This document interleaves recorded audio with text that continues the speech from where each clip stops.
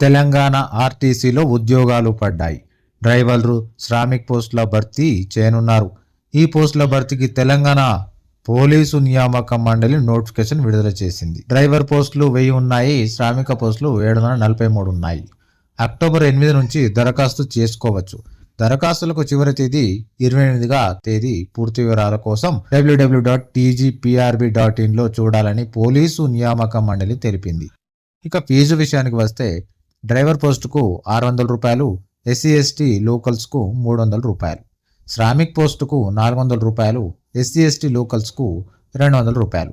ఇక జీతం వచ్చేసరికి డ్రైవర్ పోస్టుకు 20,960 నుండి 60,080 రూపాయల వరకు ఉంటుంది. శ్రామిక్ పోస్టుకు 16,500 నుండి 45,030 వరకు ఉంటుంది.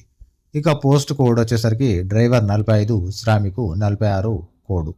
ఇక మొత్తం పోస్టులు డ్రైవర్ 1000, అదేవిధంగా శ్రామిక్కు 743. ఆన్లైన్లో అప్లికేషన్ చేసుకోవాలి.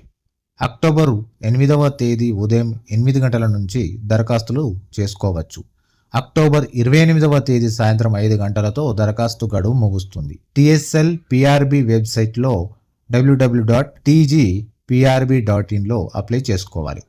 డ్రైవర్ పోస్టులు పురుషులు, మహిళలు అర్హులు.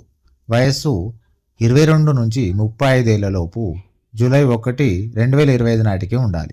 10th లేదా తత్సమాన పరీక్ష పాస్ అయి ఉండాలి. వ్యాలిడ్ డ్రైవింగ్ లైసెన్స్ కలిగి ఉండాలి.